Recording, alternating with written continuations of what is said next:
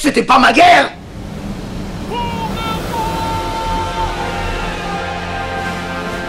Bonsoir.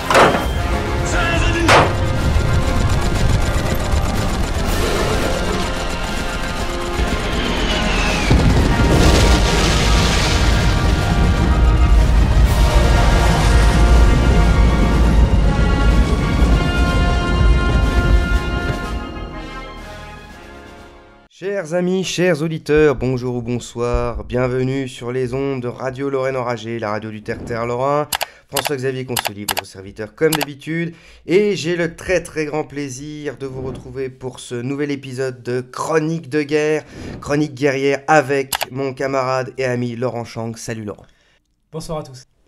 Salut mon cher Laurent. Nous vous convions pour ce nouvel épisode sur le terrain de guerre, sur un nouveau théâtre d'opération. Cher ami Laurent, nous sommes passés par Gettysburg, nous sommes passés par les Thermopyles, par Kursk, et nous restons au XXe siècle avec une bataille. Et quelle bataille! Quelle bataille! Je dois dire que c'est une émission très particulière pour moi, vraiment, j'y mets beaucoup d'émotions, je dois le dire, parce que je voulais absolument faire cette bataille. J'espère qu'il y en aura d'autres, j'espère que nous aurons le temps d'en faire encore plein d'autres. Mais je tenais vraiment à faire cette bataille. Avant de parler de cette bataille, des petites choses quand même à vous rappeler, chers auditeurs. Au moment où vous allez écouter ce son, nous aurons lancé notre campagne Ulule pour nous aider à financer cette belle radio, ce beau projet auquel nous tenons depuis presque plus de 4 ans maintenant, me semble-t-il. Il y aura tous les petits détails et tous les liens en description. Mais nous vous le rappelons, tout ça se fait avec de l'huile de coude, avec très très peu de moyens. Et voilà, nous comptons sur des bons, sur des camarades, comme l'ami Laurent qui est avec moi ce soir. Et nous avons besoin de vous, parce que nous vous rappelons que ces dons-là, c'est bien sûr des dons matériels, c'est de l'argent. On en a besoin pour payer tout ce qu'on a déjà engagé, mais c'est aussi une marque de fidélité de votre part, et à l'heure actuelle, même si les temps sont durs, on le sait bien, c'est dur de se chauffer, etc. Mais on a aussi besoin de ce soutien. Voilà, donc n'oubliez pas la campagne Ulule qui durera pendant plus d'un mois, et c'est en description de la vidéo. Et puis d'ores et déjà, vous pouvez mettre le pouce, les commentaires, etc. parce que ça aide beaucoup pour la chaîne. Alors revenons à notre bataille. Cette bataille, vous l'aurez compris, c'est sur le visuel, mais j'y tiens particulièrement. Il s'agit de la bataille de Dien Bien Phu. Bataille ô combien tragique pour la France, ô combien terrible, notamment pour ceux qui ont participé. Je ne sais pas s'il y a des anciens combattants qui nous écoutent sur YouTube, j'espère, sait-on jamais. Mais voilà, donc d'ores et déjà, je tenais à le dire. Bataille ô combien importante que je dédie,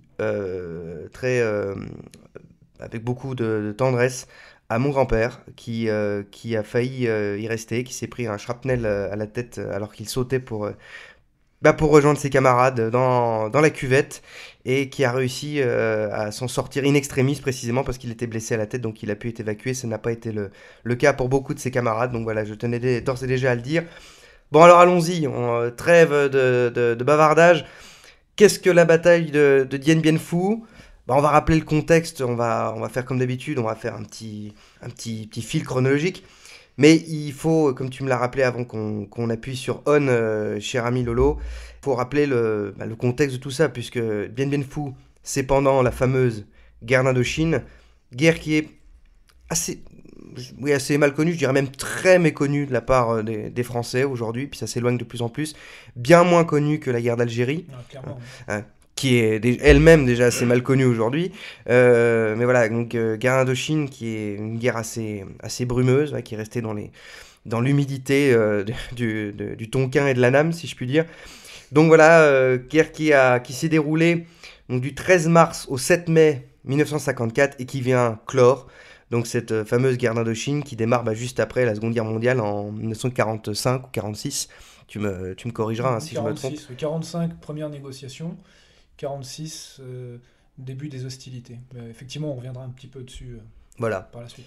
Bataille donc, qui se déroule du 13 mars au 7 mai, donc pendant un long moment, et vous allez comprendre, c'est une bataille d'usure, c'est une bataille qui va briser énormément d'hommes, et en plus de ça, c'est une bataille qui est annonciatrice de beaucoup de choses, puisque c'est un petit peu l'acte fondateur, si on peut dire, de la fin définitive de l'empire colonial français, et aussi une bataille qui suivra, enfin pas une bataille, mais une guerre qui suivra pour d'autres, à savoir la guerre du Vietnam, parce qu'une fois encore, les Américains, dans leur grande bêtise, n'arrivent pas à tirer les leçons des erreurs des autres.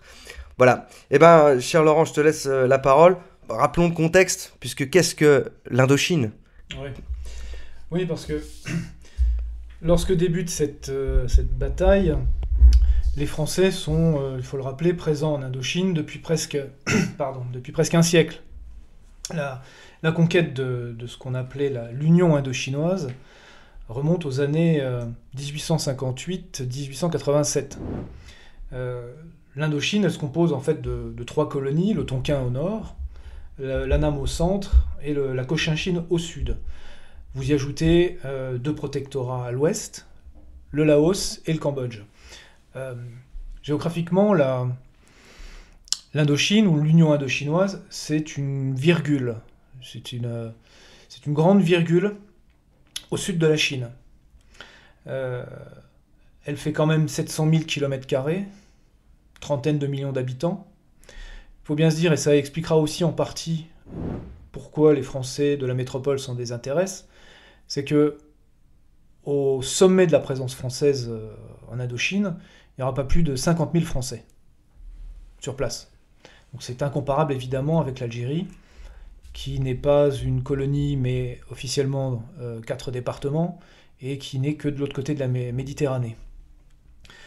Vous avez 2 grandes villes, bien connues. Vous avez Hanoï au nord, la capitale du Tonkin, et au sud, Cochinchine, vous avez Saïgon, qui deviendra Ho Chi Minh Ville, une des plus belles chansons de La Souris déglinguée, au demeurant. Ah oui, c'est vrai.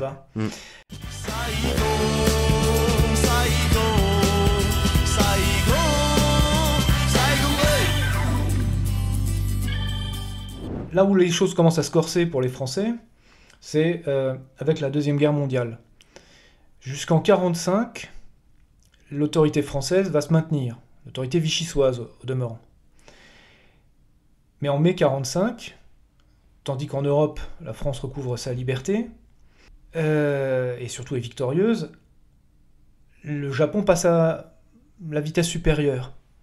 Et la France donc devenant l'ennemi, par définition, du Japon. N'oublions pas que le Japon ne s'écroule qu'en août. Donc de mai à août 1945, ce sont les Japonais qui font régner l'ordre, leur loi, une loi terrible. Comme souvent avec les Japonais. Oui, là on peut dire qu'effectivement, ils ont fait payer très très cher aux fonctionnaires civils et militaires français leur présence en Indochine. En septembre 1945, les Japonais donc, ne sont plus là, et il y a 2 partis qui vont indochinois, vietnamiens, qui vont clamer l'indépendance du Vietnam. Il y a les nationalistes de Bao Dai et il y a les communistes de Ho Chi Minh. Le parti communiste indochinois date de 1930 et ce qu'on appellera, et on en reparlera, les Viet Minh, c'est-à-dire les militaires.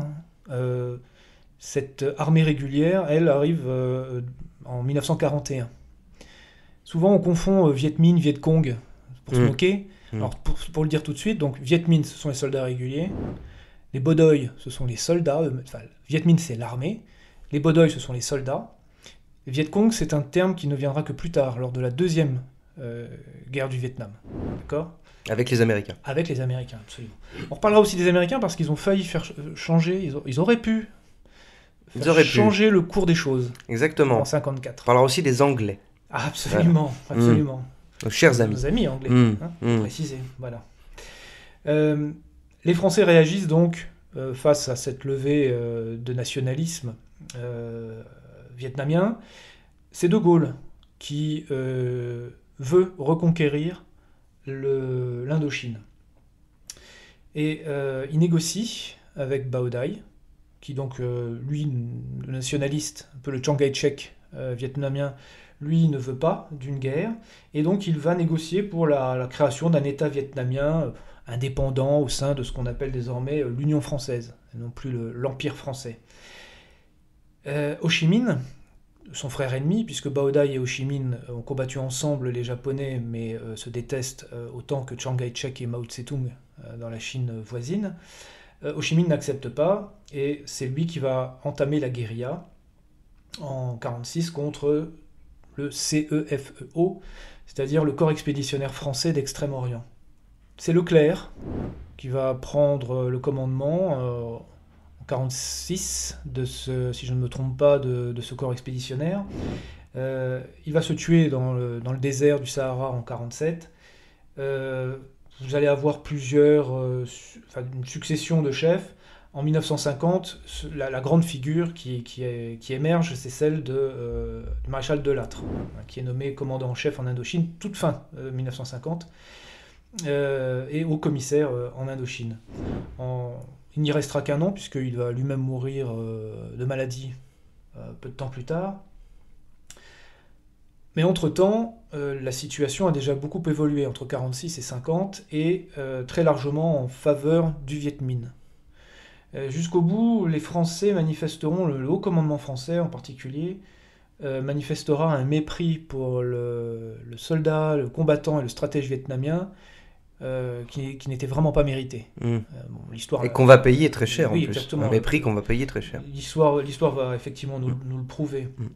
Première grande désillusion pour les Français, c'est fin 1950, la fameuse débâcle de la RC4, la bataille de Cao Bang. Fameuse Cao Bang. Voilà. Et RC veut dire route coloniale. Exactement. Entre-temps, donc de 47 à 50, on s'observe, on est dans la guérilla, on est beaucoup dans le rassemblement des forces. En 50, les Vietnamiens passent à l'offensive et mettent une vraie pilée aux Français dans le Haut-Tonkin. Donc on est au nord. Absolument, on est dans le nord, au nord-est, et ce qui oblige les Français à se replier sur le delta du fleuve Rouge.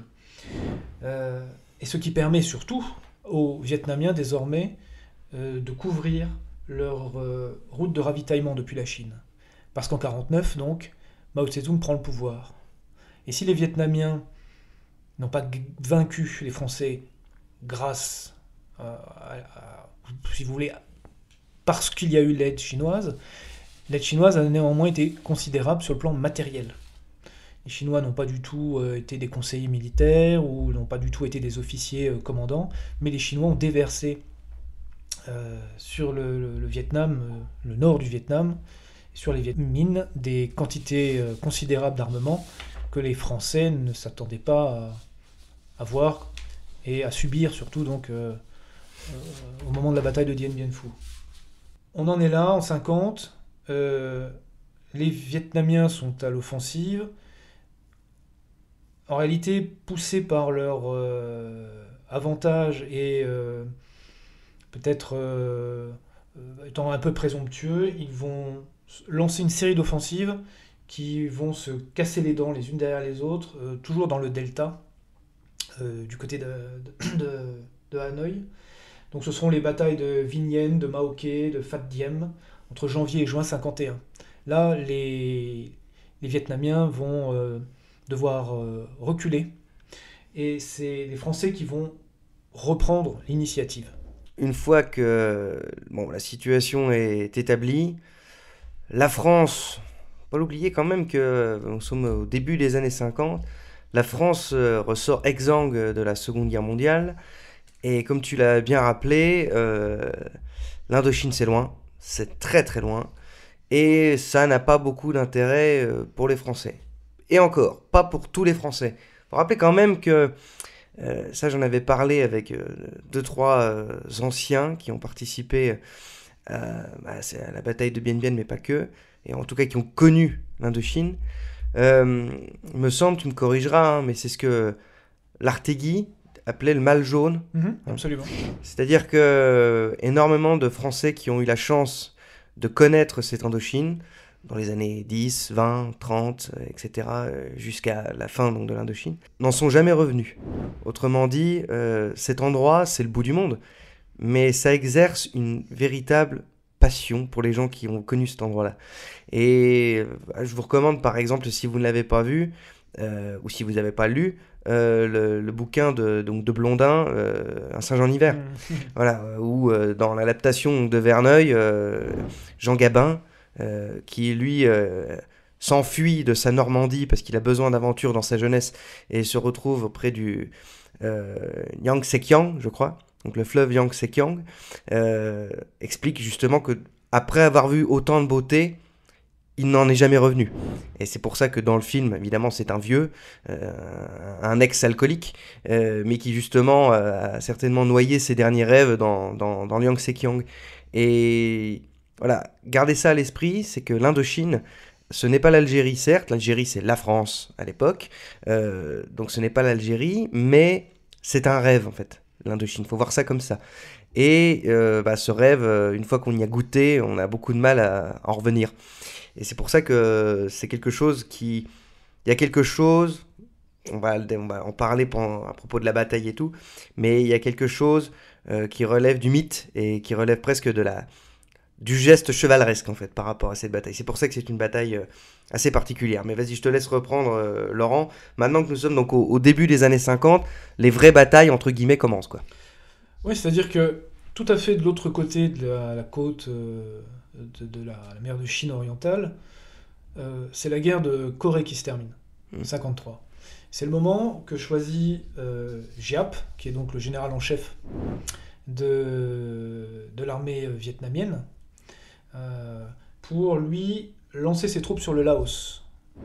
Le Laos qui se trouve donc à l'ouest du Vietnam, et Dien Bien Phu se situe exactement entre l'armée de Giap et le Laos.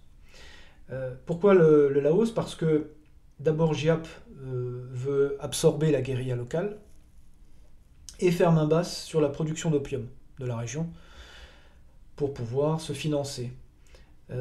C'est là qu'il va se casser les dents sur un premier hérisson, le hérisson de Nassan, qui est une création du général Salan, qui précède Navarre, qui sera le dernier commandant en chef des armées françaises en Indochine, et d'ailleurs le concepteur de Dien Bien Phu. Il va se casser les dents. Ce que tu appelles le hérisson, c'est ce qu'on a désigné les position... camps hérissons. Ouais. Voilà, c'est-à-dire que c'est une position défensive qui barre le passage, qui barre l'accès. Il y en avait un autre, c'était Shaolai, un peu plus à l'est. Et voyant cela, le successeur de Salan, Navarre donc, se dit Nassan a fonctionné, on va relancer ce principe du camp hérisson en y ajoutant ce qui fait l'esprit cavalier de Navarre, puisque c'était donc un cavalier de formation. Ce camp va être en réalité une base de départ pour reprendre l'offensive, pour aller casser du Viet. Il ne faut pas oublier qu'on est en 53, ça fait 7 ans maintenant que l'armée française se bat. L'armée française, c'est-à-dire les Français, des soldats professionnels, n'oublions pas, c'est aussi une des raisons pour lesquelles les métropolitains se désintéressent de cette guerre très largement. Tout à fait. C'est que ce sont des professionnels, énormément de légionnaires, une immense majorité d'Allemands, mais aussi beaucoup d'Italiens. Cela dit, c'est à relativiser, ce sont souvent des Italiens en fait, qui viennent du Tyrol du Sud, c'est-à-dire ce sont des Autrichiens en réalité. C'est une réalité... Il y a débat. Mais bon, bref. Il y a des Algériens, des troupes d'Afrique noire, et puis bien sûr, il y a les régiments vietnamiens eux-mêmes. Donc il n'y a pas d'appelés. Voilà. Surtout pas. Ouais, il n'y a pas d'appelés, ce sont des professionnels. Oui, surtout pas. On est beaucoup trop tôt, et on est à la fois beaucoup trop loin. Alors, beaucoup trop tôt par rapport à la Deuxième Guerre mondiale, et il faut quand même que la France se reconstruise aussi, n'oublions pas. Et on est beaucoup trop loin, puisque l'Indochine, c'est 12 000 km de Paris. De Paris. Donc, Navarre se dit, on va relancer donc, nos opérations en créant un super Nassan, et ce sera Dien Bien Phu. Et ce sera l'opération Castor, à savoir une opération aéroportée qui a eu lieu le 20 novembre 1953 avec tout simplement un largage de parachutistes sur 2 zones de lancement, Natacha et Simone, qui ne seront pas parmi les collines, Les fameuses collines fameuses dont on va collines parler. féminines de Dien Bien Phu, mais qui sont à quelques centaines de mètres du village de Dien Bien Phu. Parce que c'est un village, et c'est pas très romantique d'ailleurs comme terme, puisque Dien Bien Phu, ça signifie tout simplement grand chef-lieu d'administration frontalière. Mm.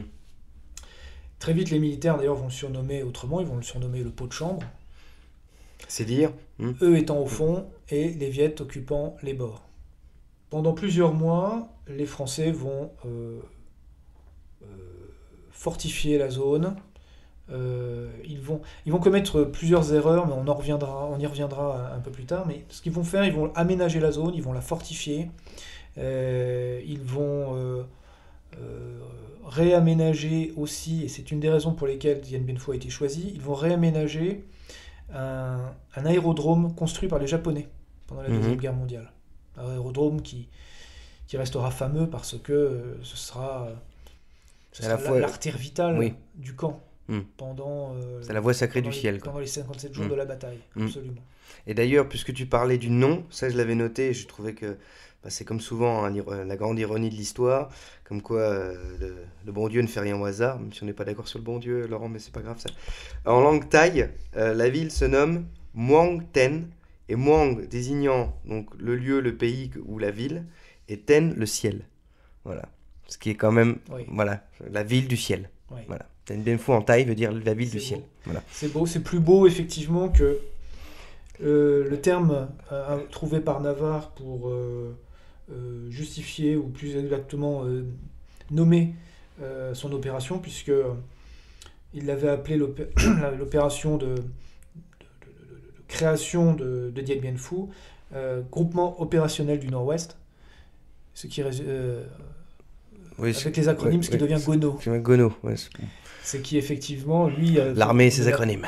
Voilà. Ce qui, lui, n'a semble-t-il pas vu le côté blague de carabin qu'il y avait là-dedans. Mais ça préfigure quand même mal. Et autre chose, puisque tu parles justement de Gentilé, il faut savoir aussi que Navarre, à un moment, au fil des semaines, se pose quand même la question de savoir si ce camp vaut la peine d'être maintenu. Avant la bataille, j'entends. Avant la bataille, oui. Là, on est que dans la préparation. Là, hein. Et il croit judicieux de nommer une opération de retrait qui aurait pu avoir lieu, opération Xénophon. Oui. Et Xénophon, pour ceux qui ont lu l'Anabase, ils connaissent la retraite des 10 000, et ils savent quel cauchemar ça a été pour les 10 000 guerriers grecs, les hoplites grecs, qui avaient combattu pour, je crois, si je me souviens bien, c'était Darius contre son frère Xerxès.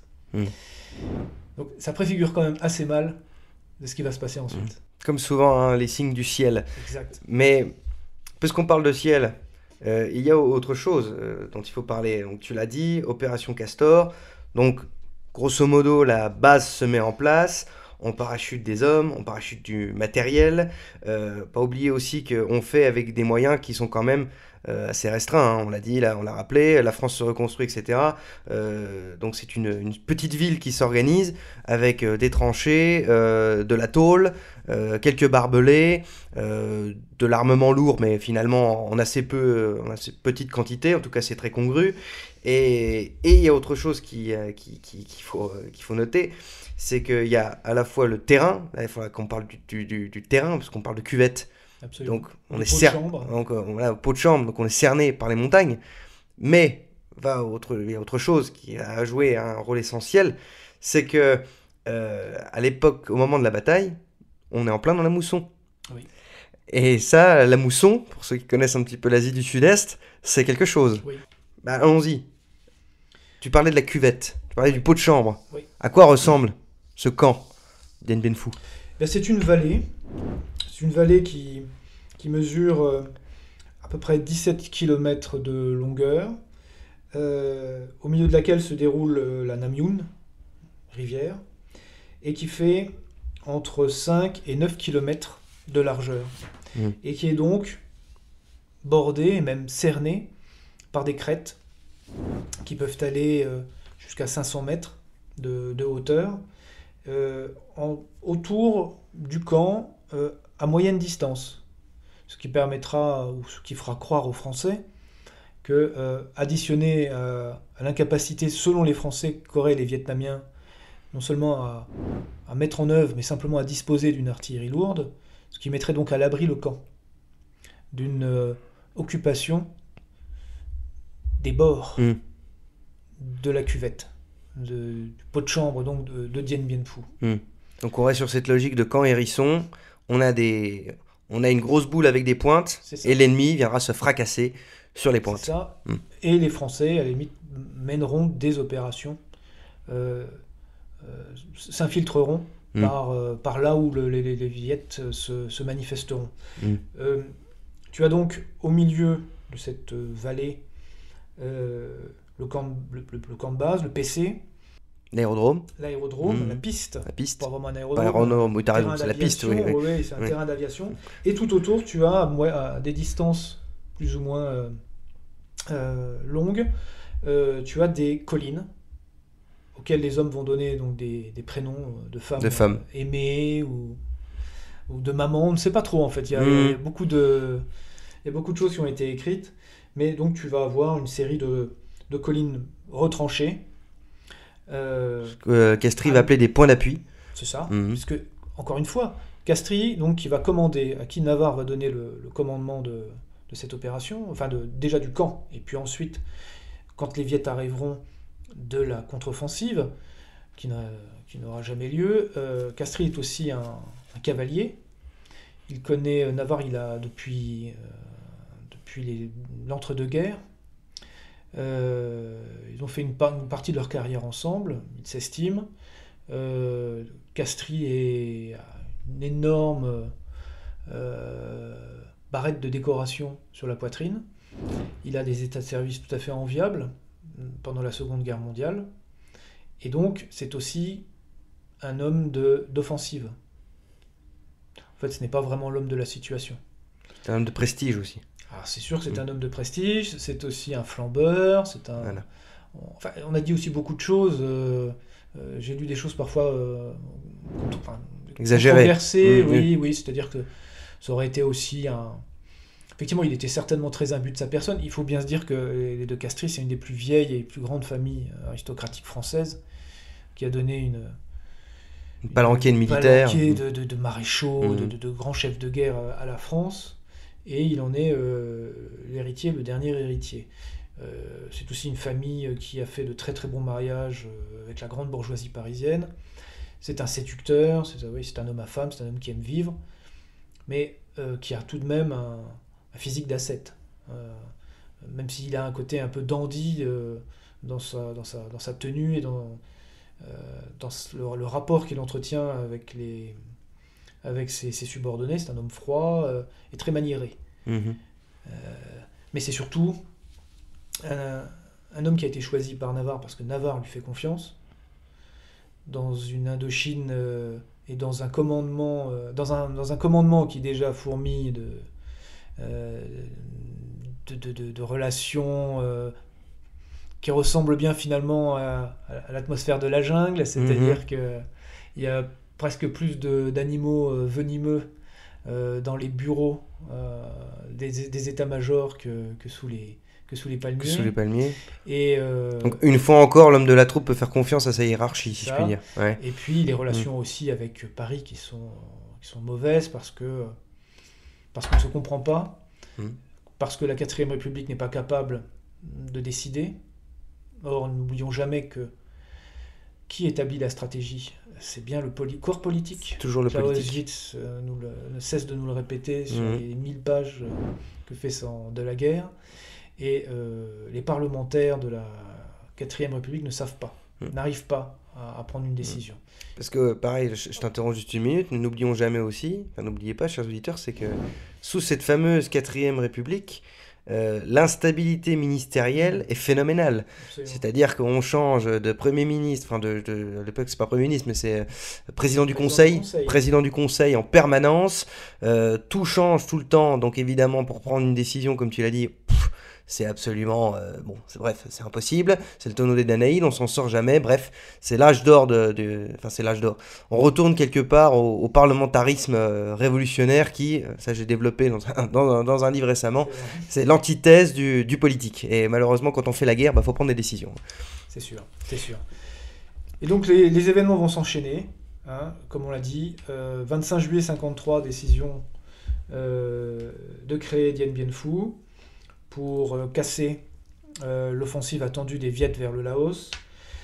Opération Castor le 20 novembre 53, les paras occupent la vallée. Et début mars 54, les deux camps les deux parties sont prêts à se jeter l'un contre l'autre. 50 000 Viet encerclent les 12 000 Français qui se sont, pour ainsi dire, laissés volontairement encercler dans cette cuvette. Ils ont eux-mêmes fabriqué, enfin l'armée française a elle-même fabriqué son piège. Exactement. Voilà, c'est quand même hallucinant. C'est quand même hallucinant. Par présomption. Oui, alors orgueil, ça on va en parler. Présomption. Ça on va en reparler parce que ça c'est... Et par mépris de l'adversaire. Très important. Juste avant, on parlait donc des fameux points d'appui, juste les quelques noms, alors parce que moi je trouve ça, c'est à la fois, je retrouve, il y a un peu la tendresse du légionnaire, vous voyez ce que je veux dire? Voilà, mais si je vous dis, il y a quelque chose dans cette bataille qui à la fois peut faire rire tellement c'en est, c'en est risible, et en même temps vous confine aux pleurs. Alors il y a quoi comme nom? Il y a Huguette. Alors, si on prend... on prend juste les noms. Si on prend les noms en suivant l'aiguille d'une montre. Voilà. À 11h, on a Anne-Marie et Huguette. Voilà. Huguette étant à l'intérieur du camp principal, Anne-Marie étant située à l'extérieur du camp principal. À midi, on a Gabrielle. À 14h, on a Béatrice. À 15h, on a Dominique, qui est aussi située dans l'enceinte principale, qui l'aborde. À 16h, on a Eliane. À 18h, au-delà de l'enceinte principale, mais très au sud, en réalité, à presque des kilomètres, peut-être 5 ou 6 kilomètres du camp principal, on a Isabelle. À 19h, on a Claudine dans l'enceinte principale. À 20h, on a Françoise. Voilà. Donc on a fait toutes les maîtresses. Absolument. On a fait toutes les maîtresses.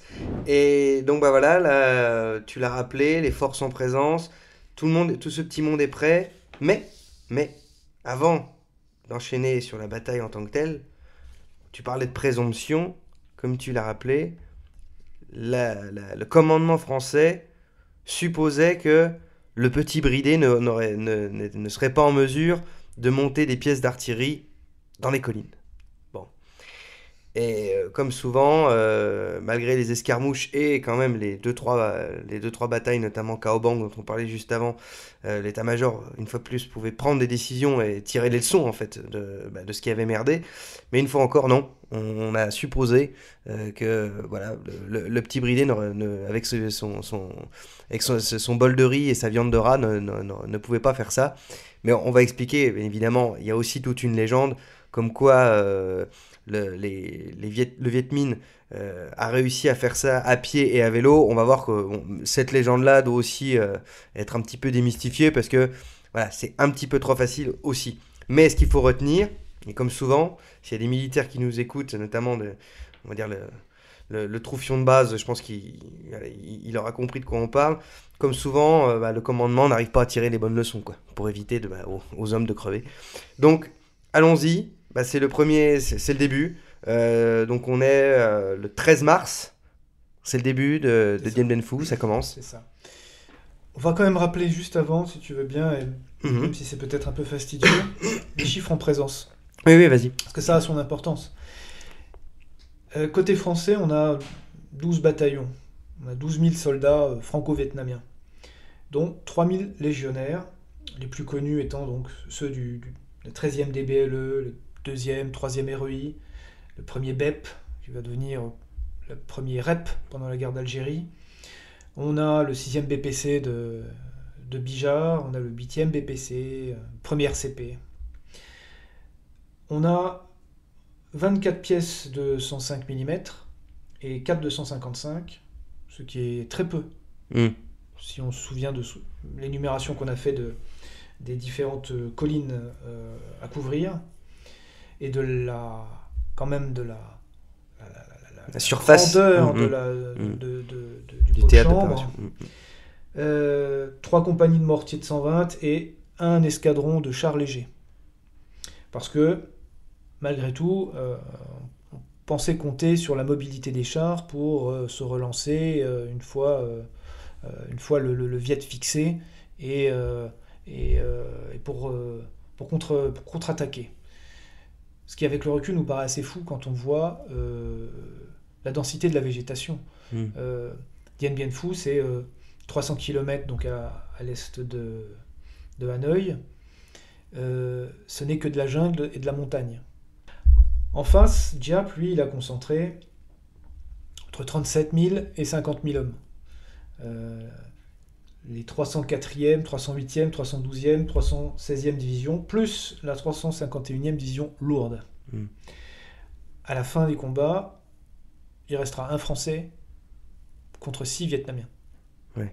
En dépit de la disproportion de départ. Des morts. Oui, Alors, du du départ, mais des morts. Parce que les Français ont eu évidemment beaucoup de morts, mais les Vietnamiens... c'est une catastrophe. Bien plus, bien sûr. encore. Donc voilà quelles sont les forces en présence quand effectivement l'attaque commence le 13 mars à 17h par des bombardements. Et juste avant, tu as raison de me couper dans mon élan, il y a aussi 2 personnages dont il faut qu'on parle, juste avant, pour que les auditeurs comprennent aussi bien ça. On a parlé donc de Castries, on a parlé des généraux français, on ne peut pas rentrer dans les détails non plus, sinon on ferait des émissions de 3 heures, mais il y a 2 hommes dont il faut parler. On les a vite fait évoquer, mais il faut en parler, notamment quant à leur cursus, à leur parcours. C'est Ho Chi Minh et Giap. Alors pourquoi ces 2 hommes ? Qui est Ho Chi Minh ? Oncle Ho. Oncle Ho. Ouais. C'est le Mao vietnamien. Voilà. C'est le fondateur du Parti communiste indo-chinois. C'est un homme qui est venu au communisme, et c'est très intéressant, et ça ne laissera pas indifférent un spécialiste comme toi de la pensée contre-révolutionnaire, qui est donc venu au communisme pendant ses études en France, admiratif qu'il était, de l'idéal des idéaux de la Révolution française. Voilà, comme souvent. Voilà. Et c'est la conscience politique de la révolution indo-chinoise. Un Sorbonnard. Oui, absolument. C'est un étudiant. Il a passé plusieurs années à Paris dans l'entre-deux-guerres. Il est déjà connu, donc, puisqu'en 1930, il crée son parti en Indochine. Il a de nombreux d'ailleurs supporters en France. On connaît l'engagement d'André Malraux à cette époque-là, ce qui n'a pas empêché d'ailleurs André Malraux de tenter de piller des temples au Cambodge et d'être condamné pour cela. Bon. Mais sans entrer plus que ça dans les détails, parce que donc Ho Chi Minh, on est largement renseigné sur lui sur Internet. Tout le monde trouvera ce qu'il veut trouver sur lui. C'est effectivement c'est l'âme et le ressort, si vous voulez, de l'insurrection indo-chinoise. Si vraiment on devait le résumer, c'est ça, c'est le Mao. C'est le Mao indo-chinois. Voilà. C'est le Mao vietnamien. Mais voilà, je tenais aussi à ce qu'on rappelle que, comme souvent,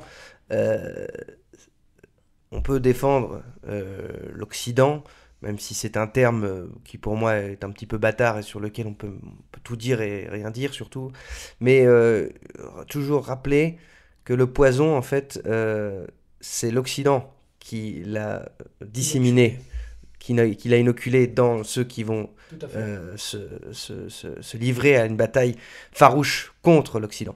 Voilà, ne jamais oublier ça, c'est qu'il y a quand même toujours une espèce de pari avec le diable dans tout ça. Voilà. Donc ça, c'était pour Ho Chi Minh. Et Giap, lui, c'est un petit peu différent quand même. Oui, lui, c'est différent. C'est un garçon qui a aussi fait des études, mais peut-être moins brillantes. Il était, on dirait aujourd'hui, professeur des écoles, instituteur. Il a d'abord été nationaliste avant de rejoindre les communistes. Sa haine de l'occupant français, elle a aussi des raisons, comme souvent d'ailleurs, mais elle a des raisons vraiment très personnelles.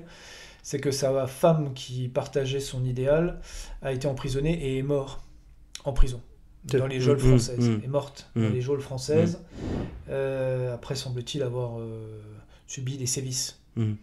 Donc il va de soi que son idéal s'est trouvé renforcé par cette douleur personnelle, charnelle, on peut dire. Et Diap va se révéler sur le terrain.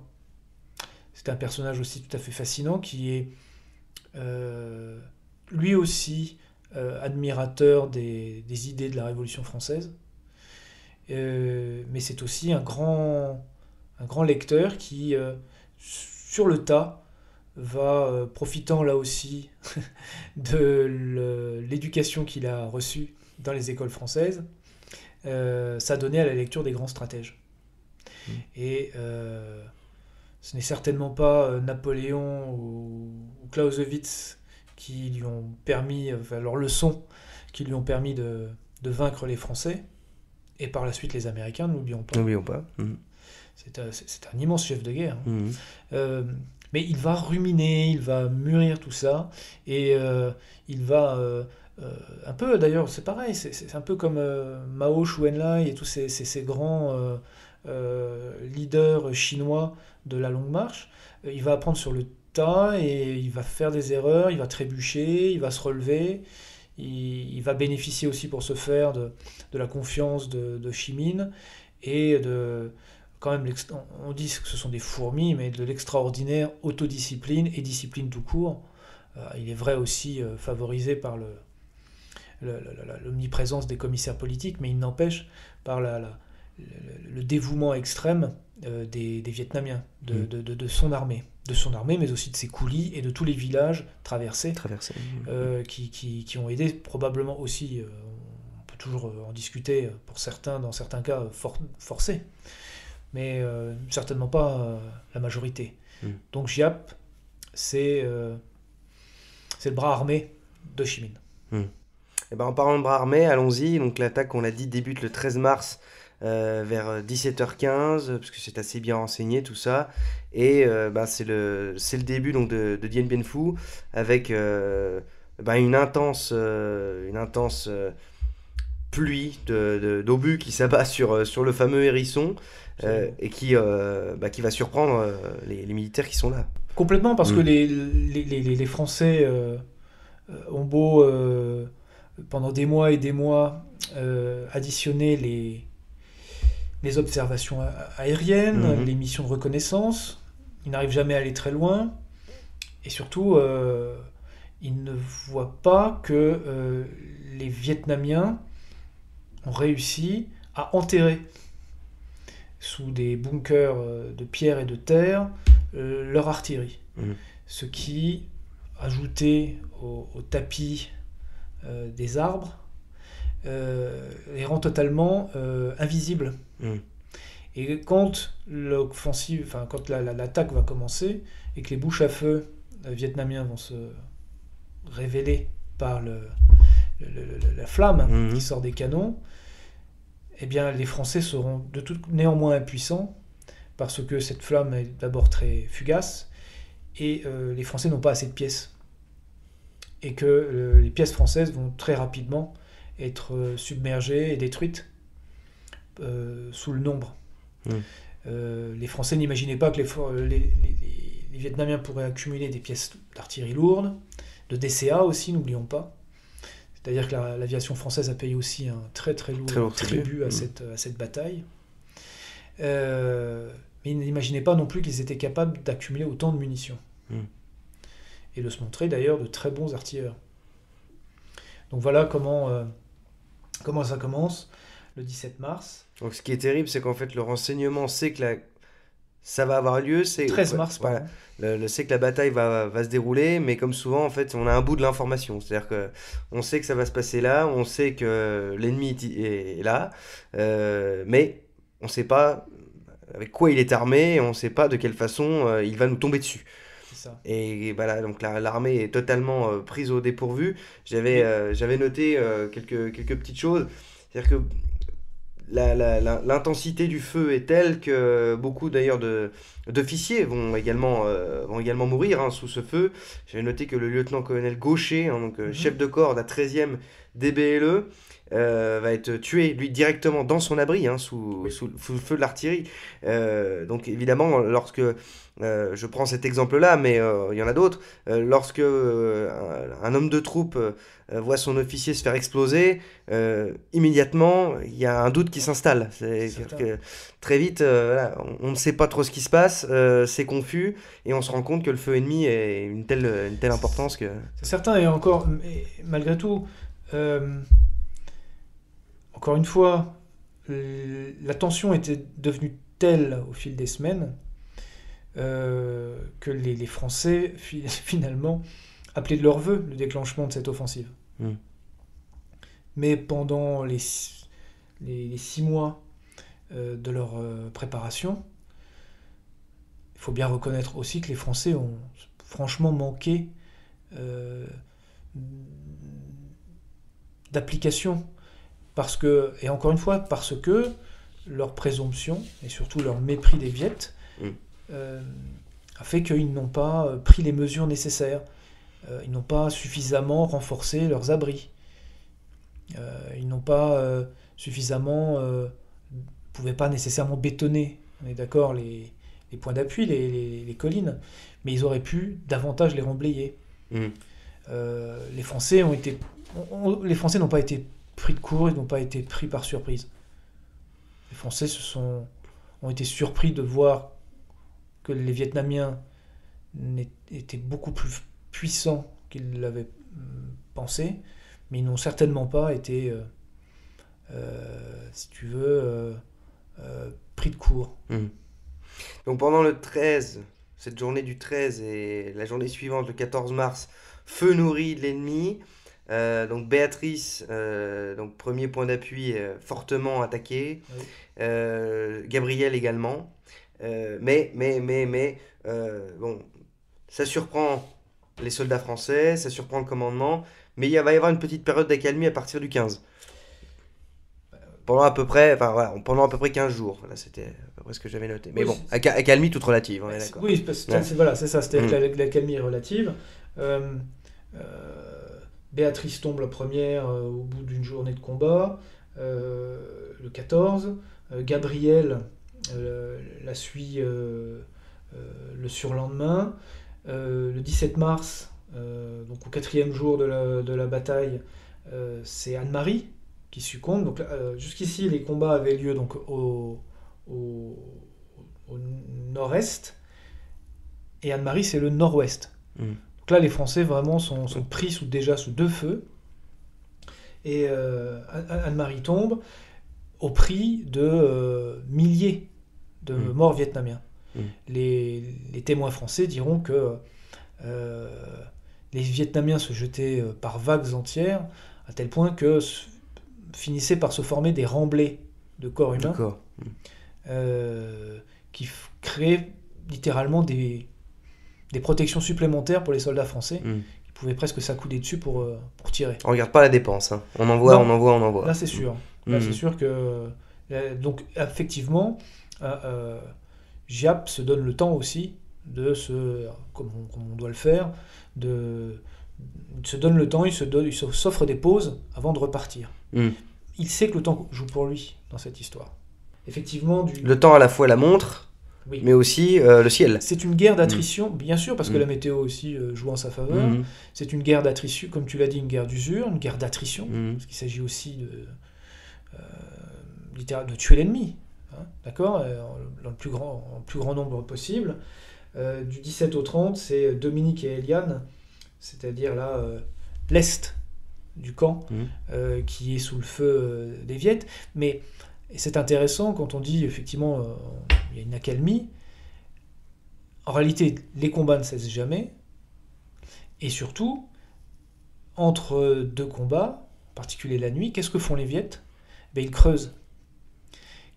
Encore une fois, c'est l'image de la fourmi dans le vivarium. Mhm. Les Viettes creusent la nuit des tranchées, des Mhm. réseaux, et ils se rapprochent des collines, Encore et encore encore et encore, jusqu'à ce qu'ils repartent à l'attaque Mhm. et emportent les collines après un nouveau bombardement massif. Mhm. Voilà comment les choses vont se passer. Alors arrive le bataillon Bijard, ou revient le bataillon Bijard, je sais plus exactement. 6e, ouais. Voilà, parce que 6e BPC qui revient effectivement. voilà, qui revient sur le terrain et qui réconforte un petit peu les troupes, parce que voilà, c'est un bataillon de prestige. Bien sûr. Mais C'est l'homme qu'il fallait pour cette voilà, bataille. c'est l'homme qu'il fallait, c'est une évidence, hein. Et puis Bijard, en tant que Lorrain, on ne peut l'avoir que, on ne peut avoir que de la tendresse pour lui, parce qu'il venait de tout là. Voilà, C'est faut vrai. quand même le rappeler. Euh, alors, il y a aussi un personnage que je veux évoquer, mais très très rapidement, qui arrive donc dans les alentours du 20 mars, je crois. C'est le personnage de Geneviève de Galard, qui, me semble-t-il, a été surnommée l'ange de Dien Bien Phu, parce que c'était l'une des seules femmes, si ce n'est enfin, l'une des rares femmes, parce qu'il y avait des femmes, mais une des rares femmes, en tout cas la seule blanche, la seule occidentale, ah peut-être pas, peut-être que je me trompe, bah voilà, décris-moi qui est Geneviève de Galard. Il y avait un BMC. Ok. C'est BMC. Bordel militaire de campagne. Voilà, Toutes ces filles d'ailleurs se sont fait exécuter. exactement. Dès que le camp de Dien Bien Phu s'est rendu. Des Vietnamiennes surtout. Oui, bien sûr. Mhm. Donc, elles n'ont pas été tondues, on leur a pas peint de croix de Lorraine sur le front, on les a tout simplement fusillées. Ouais. Il y avait 3 Françaises qui ont marqué les esprits à cette époque. Il y avait effectivement Geneviève de Galard, qui était dans les équipes de soins. Mhm. Il y avait Brigitte Friand, qui était reporter. Mhm. Et il y avait, comment s'appelait-elle? Je ne sais plus si c'est Jacqueline Bourjade, peut-être. Paul Bourjade, qui était la secrétaire du colonel de Castries. D'accord. Donc, qui, d'après aussi les souvenirs, était une très jolie femme. Et je dis d'ailleurs, tiens, le colonel de Castries, parce que durant la bataille, sans doute aussi pour remonter le moral des troupes, on a continué à donner des promotions. Castries est devenu général de brigade, Bijard est devenu colonel, et d'autres, l'anglais, pareil. Il y a eu des comme faut ça. Les motiver, Faut motiver effectivement les troupes depuis Hanoï et Paris. Alors, bon bah comme tu l'as dit, les morts s'accumulent, beaucoup du côté vietnamien, c'est vrai. Les Viet Minh envoient des troupes encore et encore et encore, et comme on l'a dit, ils regardent pas la dépense. Non. Mais par contre, du côté français, ça commence à s'accumuler sérieux aussi, puisque la différence du Viet Minh, c'est que les Français, eux, bénéficient d'un renouvellement des troupes très très très limité, puisque précisément, nous sommes dans un piège, et que la seule voie de sortie et la seule voie d'acheminement de troupes, de matériel, de soins, enfin de pansements, etc., eh ben, c'est le ciel. Oui, et à cause justement des bombardements très précis, très massifs, mais aussi très précis, et parce que le temps ne le permet pas, très rapidement, en réalité, il ne pourra plus y avoir de rapatriement des blessés vers l'arrière, et il ne pourra plus non plus y avoir d'atterrissage d'hommes et de matériel. Très rapidement, on va procéder par largage. Mais quasiment au hasard. Oui, parce que les moyens sont malgré tout ceux du bord, sont limités, parce que la situation évolue parfois très vite, et que le matériel, et bien ma foi, même s'il est assez lourd, une fois que vous l'avez lâché en parachute, soit très bas pour éviter la DCA, soit très haut, mais là la précision on ne peut plus aléatoire, eh bien beaucoup de matériel atterrit dans les champs de mines, dans les champs de barbelés, voire chez les Viettes. Chez l'ennemi directement. Exactement. C'est quand même fou. Et j'ai noté, mais là je ne le retrouve plus dans mes notes, la date à partir de laquelle, si le 23 mars, donc 10 jours après le déclenchement de l'offensive, il n'y a plus d'évacuation aérienne possible, même de nuit, à Dien Bien Phu. Et, et là, on touche vraiment, je trouve, au sublime. C'est justement dans le fait que pratiquement jusqu'au dernier jour, tu vas avoir des hommes qui vont se porter volontaires Pour aller au pour suicide. rejoindre les copains, Voilà. pour On parlera à la ne, fin de ça, mais ouais, ouais. Mm. pour l'honneur de l'armée. Mm. De toute façon, depuis déjà 53, c'était pour l'honneur que les hommes se battaient, Mm. puisque plus personne n'y croyait, ni à Paris ni sur place. Et bien, avril et mai, tu vas encore avoir des gars qui vont sauter et des gars qui n'avaient même pas de brevet de para. Mm. À la fin, et les gars, on leur disait Tiens, là, un bonne chance, parachute, et bonne bon chance. courage, mon gars. Et c'était Mm. d'autant plus effectivement difficile que, ben, ma foi, ils sautaient très bas, parce qu'il ne s'agissait pas non plus pour eux de pouvoir trop naviguer, puisqu'ils ne savaient pas. Et c'était terrible parce que si jamais ils se blessaient, les moyens sur place pour les soigner étaient ridicules. Mm. Il faut voir ce que, par exemple, Jules Roy écrit sur, qui est non seulement, comme l'Artéguy, un très très bon romancier, mais Jules Roy qui est un ancien militaire aussi, se double d'un grand moraliste et d'un magnifique écrivain. C'est cauchemardesque ce qu'il raconte sur la bataille en elle-même, mais aussi sur les conditions de survie des blessés et sur les conditions de travail des équipes médicales. Mm. Ouais, avançons, cher Laurent. On arrive à la nuit du 30 mars. Donc là, l'artillerie Viet Minh est à nouveau très au point. Et on va s'en prendre donc, aux collines restantes. Alors, Eliane 2 arrive à tenir. Mais beaucoup d'autres collines tombent. Parce qu'on en arrive à quelle colline là? Le 30 mars, c'est Isabelle qui est isolée. Donc Isabelle, c'est le grand point d'appui au sud. Mhm. On va pas dire que c'est la porte de sortie, puisque de toute façon, après Isabelle, c'est la jungle, c'est des centaines de kilomètres de jungle. Et d'ailleurs, ceux qui vont tenter De les fuir. derniers jours de fuir vont se faire rattraper ou vont se fondre, se dissoudre dans la jungle. On disparaît. Mais, quoi. mais Isabelle, c'est quand même effectivement le grand poste par où, au sud, Mhm. par où les Vietnamiens vont pouvoir aussi barricader Mhm. l'accès aux Français qui voudraient tenter de sortir. Mhm. Et puis ils vont pouvoir se déverser sur le camp principal. Tout ça s'accélère progressivement, malgré le fait que certaines collines tombent.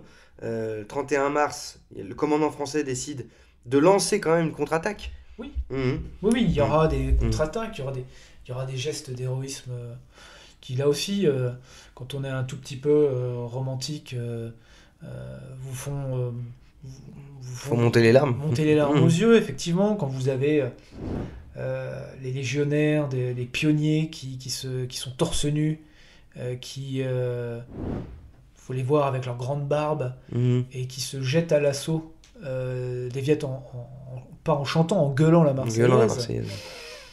Il est difficile de rester insensible quand on lit des pages pareilles. Mhm. On pourrait les multiplier. Il y a toute une littérature qui, pour moi, n'est pas du tout une littérature hagiographique, Mhm. qui relate ces événements dans l'événement. Mhm.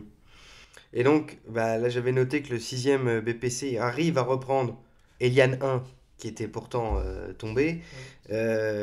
Mais bon, voilà, une fois encore, n'oublions jamais, il faut toujours garder ça en tête, c'est que du côté français, on a le panache, mais de l'autre, on a les renforts. On a des troupes fraîches, Oui. et malgré le fait que Diap se rende compte que ces hommes tombent, hein, et tombent encore, il renonce finalement à prendre donc Eliane 2, hein, qui continue à tenir, et qui continue à tenir, et le Viet Minh aussi va connaître une espèce de démoralisation pendant un moment, Oui, oui. pendant un moment, et finalement arrive cette fameuse stratégie dont tu nous parlais. On creuse des tranchées, on creuse des galeries, on passe en dessous des montagnes, on creuse, et finalement c'est cette ultime stratégie du grignotage qui va avoir raison des Français. C'est ça, c'est ça. Et donc le 30 avril, qui est quand même une date aussi terriblement symbolique. Très symbolique pour les légionnaires, oui. Bien sûr, puisque c'est Cameron, le 30 avril, l'offensive repart, qui va être cette fois générale. 30 avril, 1er mai. Il ne faut pas oublier, ça c'est un petit détail qui me paraît aussi intéressant de préciser, pendant tout le temps de cette bataille, les Vietnamiens ne vont pas cesser de gueuler dans des porte-voix des appels à se rendre aux soldats français. Donc les Français, il faut voir, ils sont piégés, ils vivent dans des conditions abominables. Dans la boue, dans la merde. Exactement.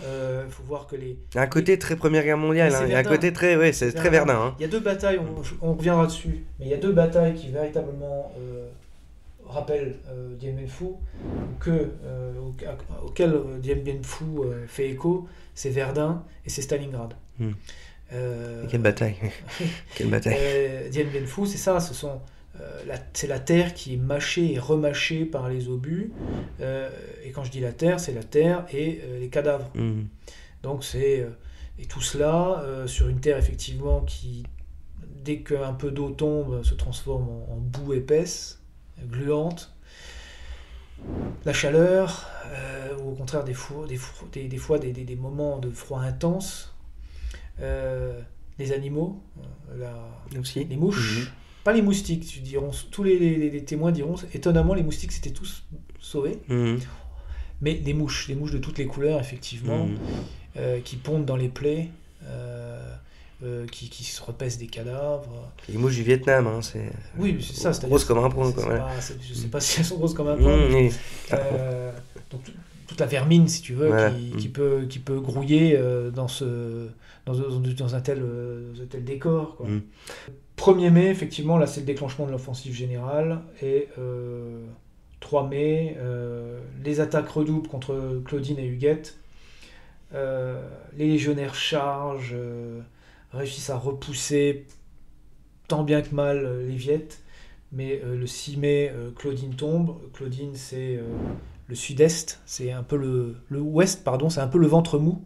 C'est la colline qui protège le terrain d'accès, le terrain d'aviation. Et là, le lendemain, le 7 mai. Alors ça dépend des ouvrages. Tu as certains ouvrages. Alors le 6 mai, Eliane est tombée. Il restait guère que quelques pans d'Isabelle, parce que c'est pareil, ça continue de se battre. Des fois, c'est des poignées d'hommes, avec quelques caisses de munitions qui réussissent à faire tenir. J'avais noté qu'un acte notable, enfin un acte assez, une fois encore, très chevaleresque, c'est 10 soldats donc, du 6e BPC qui, sans aucun soutien, aux assauts, ont résisté pendant 8 jours. Ouais. Pendant 8 jours. Ouais. Jour et nuit, et sans repos, sans rien, sans dormir. Enfin, en mangeant leur pompe, et puis c'est quand même hallucinant, quoi. C'est de l'héroïsme. Oui, voilà, c'est de l'héroïsme, tout simplement. C'est quand même super. Il n'y a pas à dire. Voilà.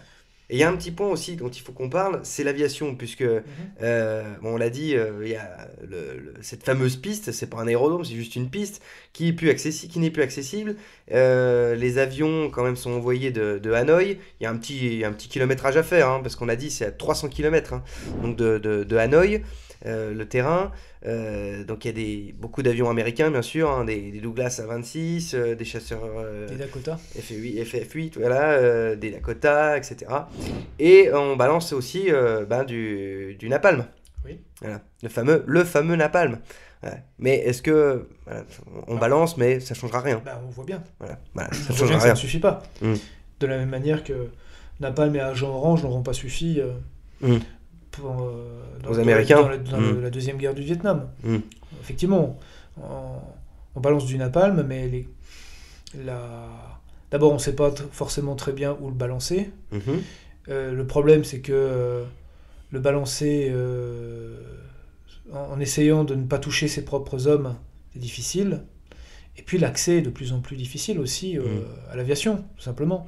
C'est-à-dire que le ciel de Dien Bien Phu est quadrillé par la défense antiaérienne, par la FLAC, ou la DCA, si vous voulez. Donc, le napalm ne suffit pas. Il faut occuper le terrain, tous les militaires te le diront. L'aviation, c'est bien, mais il faut des hommes, il faut la bif pour occuper le terrain réellement, pour chasser l'ennemi. En particulier dans un décor comme celui de la jungle vietnamienne. Et puisqu'on parlait d'aviation, et aussi, bon, c'est une anecdote, mais je la trouve quand même intéressante, c'est que l'US Air Force va quand même contribuer et aider un petit peu durant cette bataille, en envoyant notamment des mercenaires américains, donc du CAT, Civil Air Transport, du général Chennault. Et le CAT, c'est assez intéressant, qui deviendra plus tard Air America. Pour ceux qui connaissent un petit peu les services secrets américains, Air America, c'est une compagnie bidon, en fait, qui désigne ni plus ni moins que la CIA. Hein. Voilà. Et c'est donc le fameux général Chennault, donc, qui va envoyer ses hommes. Et c'est l'ancien patron des Tigres volants qui va se retrouver donc, durant cette bataille. Et avant la guerre du Vietnam, eh ben, les premiers morts américains sur le sol vietnamien vont mourir durant cette bataille. Ce sont des pilotes. Alors, absolument, c'est ça. Voilà. C'est des pilotes. C'est des Chennault qui a donné, qui a fourni le modèle à Pepe Boynton, le héros des têtes brûlées. Le héros des têtes brûlées. C'est ça. Effectivement, les tigres volants qui... Et pas tigres brûlants comme dans le poème. Les tigres volants qui ont combattu les Japonais avant le déclenchement de la Deuxième Guerre mondiale. Côté nationaliste chinois, ouais, absolument. Et évidemment, vous l'aurez noté, ça fait écho à l'actualité, même si les États-Unis n'interviennent pas directement dans ce conflit, évidemment, il ne faut pas provoquer la Chine récemment communiste, mais qui est quand même un ennemi assez conséquent, il faut éviter l'escalade, comme on dit, mais ils soutiennent, en tout cas, ils soutiennent un peu la logistique française durant cette bataille, à demi-mot. Ils la soutiennent quand même très très largement. Matériellement, il suffit de regarder les photos. Comment sont équipés les Français. Les Français, oui, de toute façon, sont équipés américains, ça c'est sûr. Alors, au début, c'est des restes d'anglais aussi. On a du reste, et ça paraît des fois étonnant, on a du reste d'allemand, on a du reste d'italien qu'on a pêché aussi au tout début. Mais très rapidement, effectivement, ce sont des vieux stocks. C'est déjà des stocks américains. Bien sûr. Sans parler, bien sûr, donc, de l'armement. Il y a déjà la MAT 49, bien sûr, emblématique. Mais effectivement, il y a l'USM-1, il y a la 12-7 américaine. Le M14, les chars. Les chars... le M20, je crois que c'est 24, le M24 Chaffee. Donc, les chars américains, c'était les chars français de Dien Bien Phu étaient d'origine américaine. Bref, c'était une armée et il y avait l'aide financière des États-Unis parce que cette guerre, il ne faut pas l'oublier, cette guerre coûtait une véritable fortune à la France qui, en 1954, était encore donc, très largement en train de se reconstruire. Et de l'autre côté, puisqu'on a dit qu'on ferait un sort aussi à cette espèce de mythe, certes, le Viet Minh s'est bien battu et ils ont utilisé les fameux vélos, les vélos fabriqués à Saint-Étienne, une fois encore, Peugeot, ouais. les fameux vélos Peugeot fabriqués à Saint-Étienne pour porter les pièces d'artillerie, donc de l'artillerie par petits bouts. Donc oui, il y a ça, mais eux aussi étaient largement aidés par les Russes.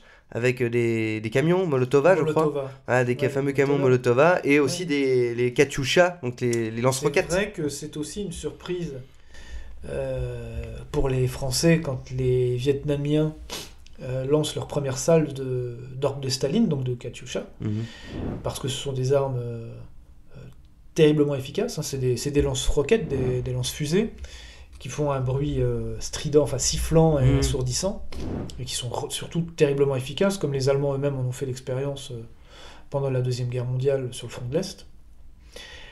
Il n'empêche que le matériel, il faut l'actionner, il faut l'utiliser, il faut l'entretenir, et ça, ce sont ni les Russes ni les Chinois, ce sont bien les Vietnamiens eux-mêmes qui l'ont fait.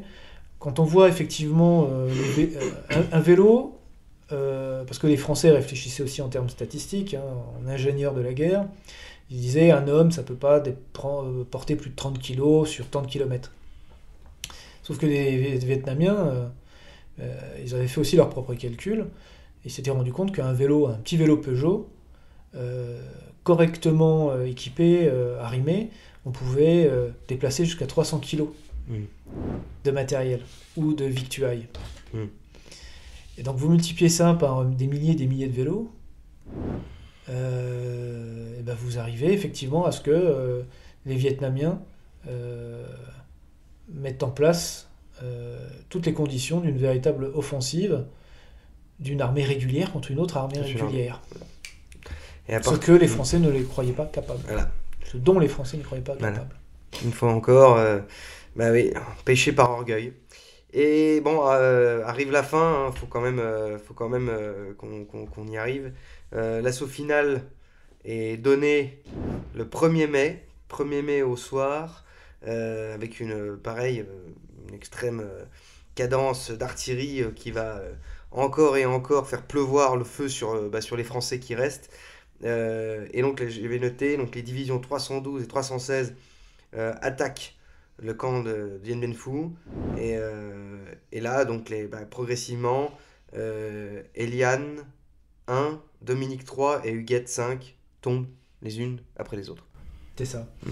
C'est ça.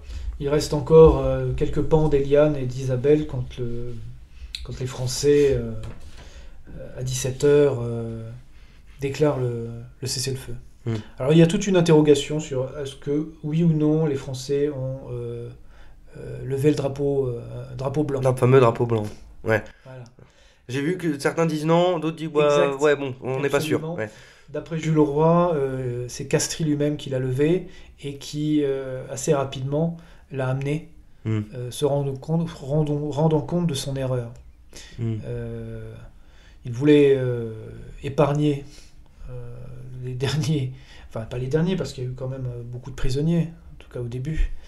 Mais il voulait en finir, voyant que... Parce que Castries, pendant toute la bataille, va se montrer complètement inerte. Mm. À tel point d'ailleurs que ce sont ses subordonnés qui vont prendre vraiment le contrôle de la bataille. C'est Langlais et Bijard qui d'ailleurs au départ ne s'aimaient pas du tout et puis qui au feu vont devenir des frères d'armes. Frère d'armes. Exactement, c'est le cas de le dire. Donc après la chute de Gabriel et de Béatrice, donc assez rapidement les premiers jours, c'est eux qui vont prendre les rênes de la résistance. Mm. Et donc, vas-y. Et donc Eliane et Isabelle sont sur les derniers points. Il n'y a plus de munitions, hein, que ce soit lourdes ou légères. Il y aura bien quelques encore tentatives de percée locales. Mais à 17h, 17h30, le 7 mai, Castries ordonne le cessez-le-feu. Et on a la dernière tentative de sortie d'Isabelle, baïonnette au canon, à 22h, donc moins de 5 heures après le cessez-le-feu, qui va être réduite à néant. Et à minuit, on annonce la chute d'Isabelle. La chute définitive d'Isabelle sera annoncée. Et ce sera la fin. Ce sera la fin. Voilà, Huguette 4 tombe dans la nuit du 4 mai. Eliane 2 va résister encore, mais puisqu'on parlait de grignotage et de galerie, ce sont des charges explosives qui donc par en dessous, voilà, feront sauter en fait les mines comme les entonnoirs comme les entonnoirs. à Vauquois, Mhm. absolument. Et 1915. Eliane 10, Eliane 4 et Eliane 3 finalement tombent aux mains des Viet Minh. Et après, voilà, on arrive à la fin, après 57 jours et 57 nuits, il faut quand même se rendre compte, 57 jours et 57 nuits de combat intensif sans sommeil. Ah, c'est quasiment ininterrompu quand je dis sans sommeil. Oui, on s'effondre d'épuisement, voilà, il y a même des morts d'épuisement. Mais voilà, dormir 1 heure, se battre et puis redormir 1 heure par-ci, machin, c'est pas du sommeil, quoi. Bref, donc après 57 jours, 57 000 combats, Bien Bien Phu tombe le 7 mai à 17h30 1954. Donc les Viettes envahissent le terrain. Et là va s'engager autre chose. Alors là, on va en parler vraiment vite fait parce qu'on sort un petit peu de la bataille, mais il faut le dire. Il y a l'opération D. Opération D, je vais en parler vraiment vite fait. Henri Navarre va lancer avec le soutien du SDES, donc qui est un petit peu c'est les services secrets de l'époque, hein, ça va être remplacé par la DGSE. Ils vont lancer une espèce de tentative histoire de sauver un petit peu les meubles, grosso modo en faisant venir une colonne de secours depuis le Laos, je crois. C'est ça. en tentant de percer, mais en fait, une fois encore, C'était crève-cœur. crève-cœur, voilà. Crève-cœur. Voilà, fameux crève-cœur. Mais c'est trop tard, puisque en fait, la colonne n'arrivera pas à temps pour sauver les soldats français qui restent. Donc le bilan, Laurent. Bah, le bilan est effectivement très lourd. 4000 morts français, Mhm. dont 1500 légionnaires. Donc ça fait un tiers des soldats français, franco-vietnamiens, présents dans la cuvette. La moitié des légionnaires qui sont morts. Mhm. 7000 prisonniers. Donc dont là aussi 4000 légionnaires sont emmenés. En face, tu as, c'est plus approximatif, mais tu as 8000 Viet Minh qui ont été tués et approximativement 15 000 blessés. Mm. Et donc là, c'est cette colonne de prisonniers qui va partir vers la jungle. Et là, je te laisse reprendre la parole. Ah oui, parce que une fois que la bataille en tant que telle s'arrête, une autre guerre s'ouvre, si je puis dire. Ouais. Puisqu'un calvaire, un véritable calvaire va s'ouvrir pour les soldats français, même si ils ont le tribut est plus lourd du côté Viet Minh. Par contre, il y a énormément de prisonniers français, bien sûr. Et bah, quelque chose de terrible va s'ouvrir pour eux, puisque l'état sanitaire est déjà déplorable, et ben une colonne de soldats va s'engouffrer dans la jungle, évidemment prisonniers, hein. Une colonne de prisonniers va s'engouffrer dans la jungle et connaître les privations, la violence des geôliers, et aussi l'enfermement dans des camps de rééducation. Et à un moment, quand je parle de camp de rééducation, je vais vous donner un exemple quand même important, enfin en tout cas c'est quelque chose qu'il faut retenir. Au niveau des chiffres, 11 721 soldats donc du corps expéditionnaire français sont prisonniers. 3290 seront rendus à la France, là je parle en général, hein. Donc dans un état vraiment, ils sont à bout, hein, voilà, mais sur ces 11 000, il en manquera quand même 7800. 7800. Et beaucoup en fait, des destins en fait, des vies qui vont disparaître dans la jungle. Tu parlais de se dissoudre dans la jungle. C'est-à-dire que voilà, des hommes vont disparaître totalement. Voilà. Parce que s'ils ne sont pas capables de tenir, ils sont abattus sur place, ils sont abandonnés. Évidemment, dans les camps, comme ils subissent énormément de violence, beaucoup meurent d'épuisement, de privation. Et donc, voilà, encore aujourd'hui, hein, s'il y a des descendants, des petits-fils, des petites-filles, arrière-petites-filles, arrière-petits-fils de ces hommes-là, faut pas oublier que ces hommes-là, en fait, n'ont reçu aucun honneur parce qu'ils ont disparu. Voilà, ils ont disparu. Voilà, totalement. Et donc, dans ces fameux camps, donc il y a quelques boulettes de riz, un petit peu de soupe de riz aussi, mais il y a aussi de la rééducation, comme je l'ai dit. Et en fait, il s'agit de faire comprendre dans une logique, on va dire, doctrinaire et politique, il s'agit de faire comprendre aux colons que c'est un être vicieux, c'est le mal incarné, hein, le mal blanc si je puis dire. Là, ça fait des émules encore aujourd'hui, et que il faut le rééduquer. Et parmi ces rééducateurs, il y en a un qui s'est fait connaître, qui est très... pour moi, qui est symptomatique aussi d'une époque, mais qui a fait des petits également. Il s'agit de Georges Boudarel. Qui est Boudarel ? Déjà, Boudarel, c'est un Français. Alors, on va me dire, c'est un Français, donc c'est un prisonnier de l'armée française. Pas du tout. Non, c'est pas un prisonnier.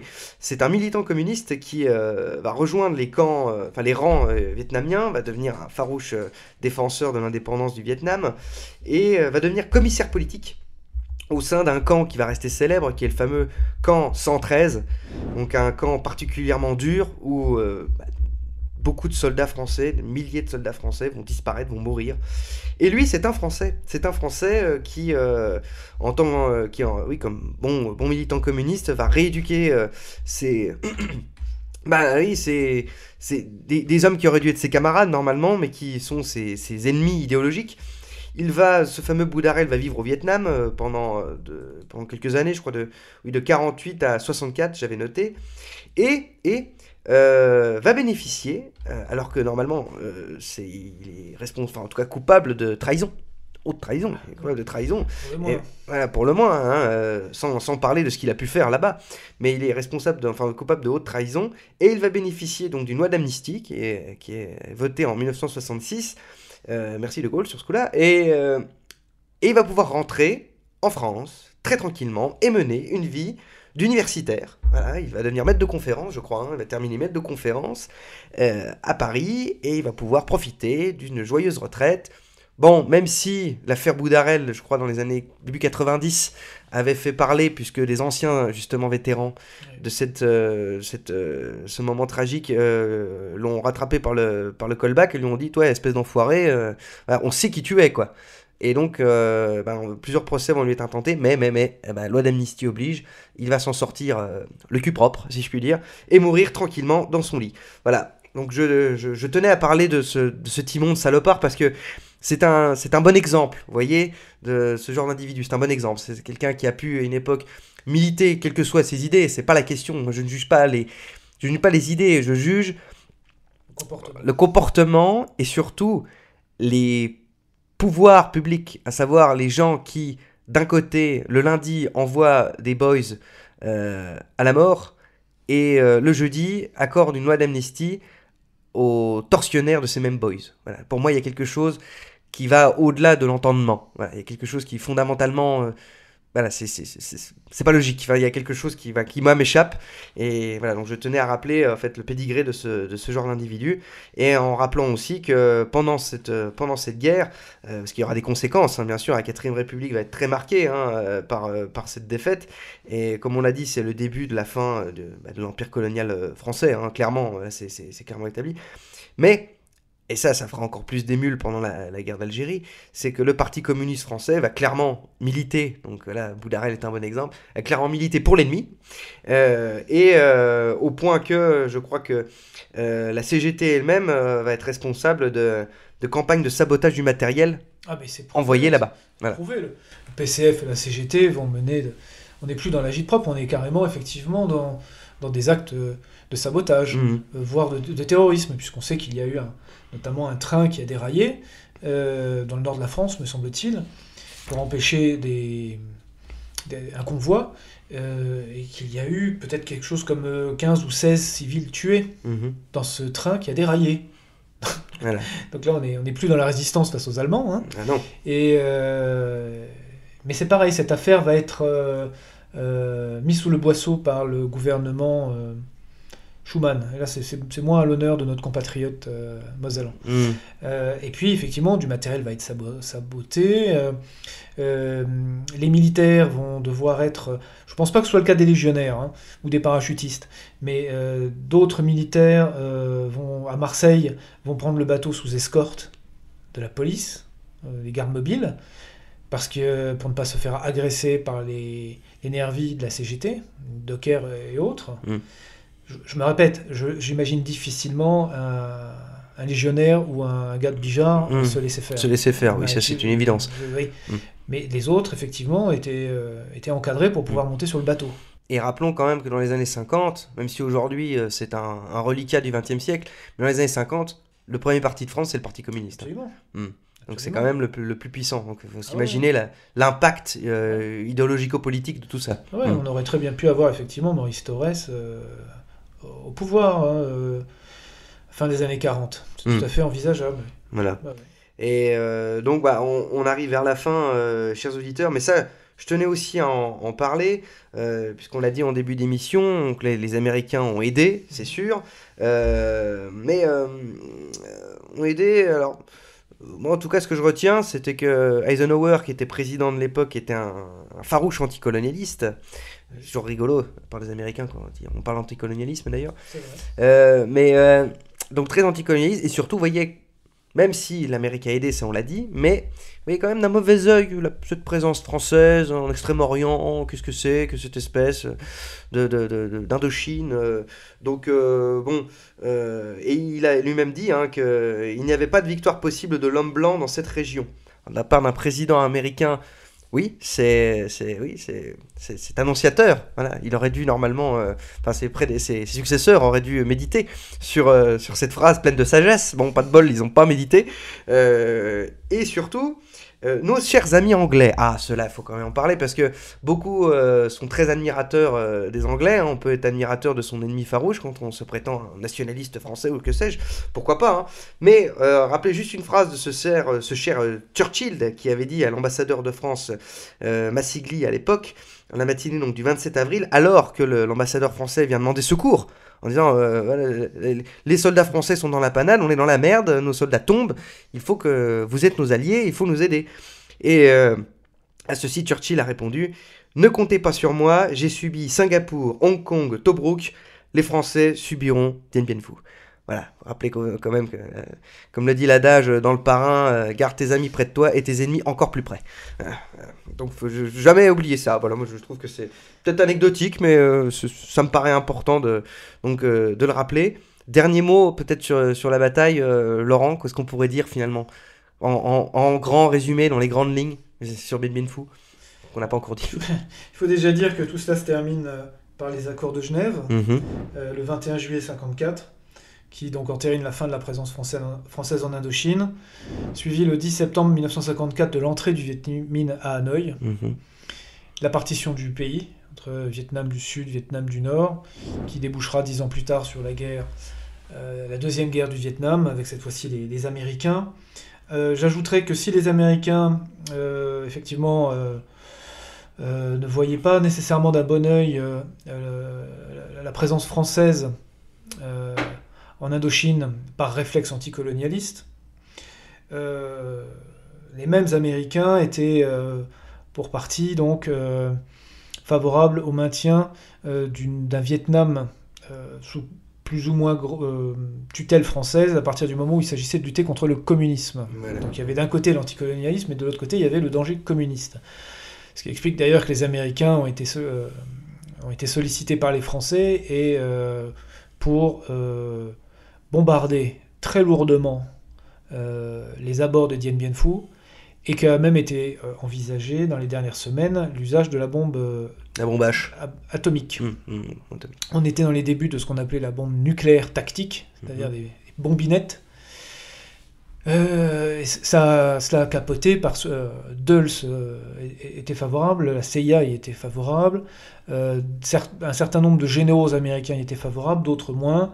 Eisenhower hésitait, et les Français ont fini par prendre peur eux-mêmes devant l'ampleur que prendrait l'événement vis-à-vis effectivement la conséquence, vis-à-vis de la Russie et de l'Union soviétique et de la Chine, qui à l'époque étaient amis. Ce n'est qu'un peu plus tard qu'il va y avoir la scission le fossé va s'élargir entre la Chine de Mao et l'Union soviétique.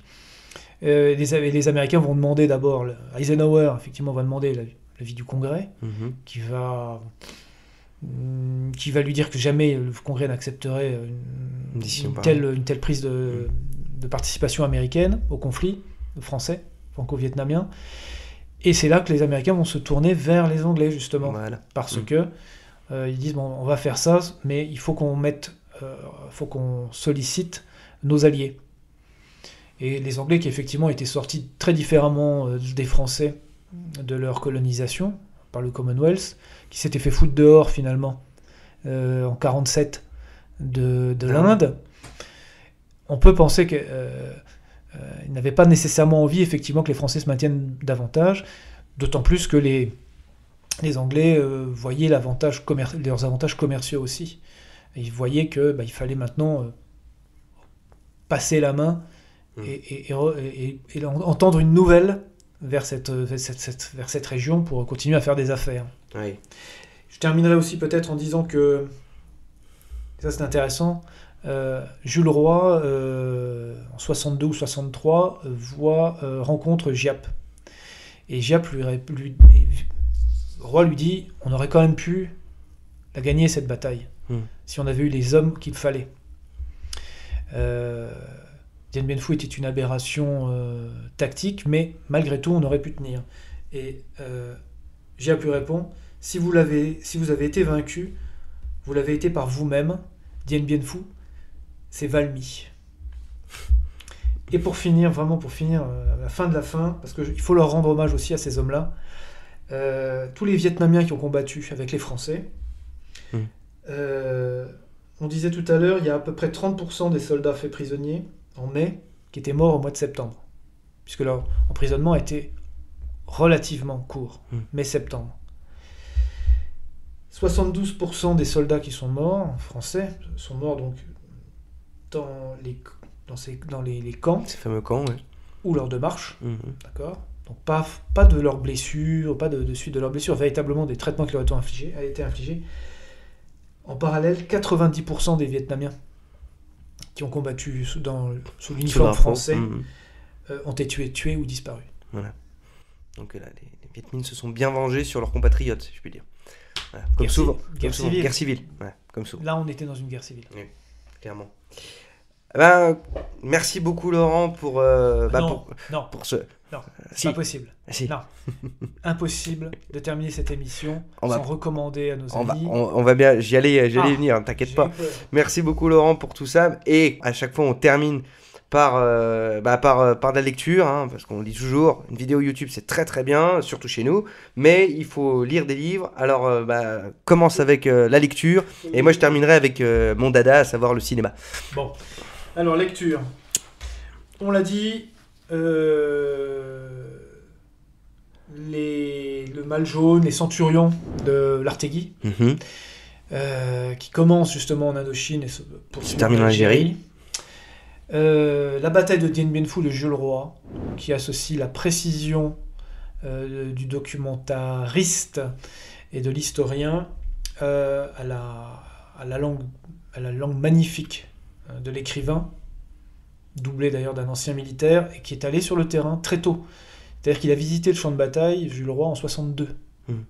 Donc 8 ans à peine après la bataille, et je ne vous le raconterai pas, mais le dernier chapitre traite justement de ce qu'il voit sur place. Et c'est impressionnant. 8 ans après. Seulement 8 ans après. C'est tout à fait impressionnant. Autre lecture qu'on pourrait vous... Non, pour ce qui est des lectures, moi je vais m'arrêter là parce que vous tapez tout simplement sur un moteur de recherche, sur un site de vente en ligne, Dien Bien Phu. Oui, on trouve assez Vous facilement. allez en trouver une pléthore de toutes les époques.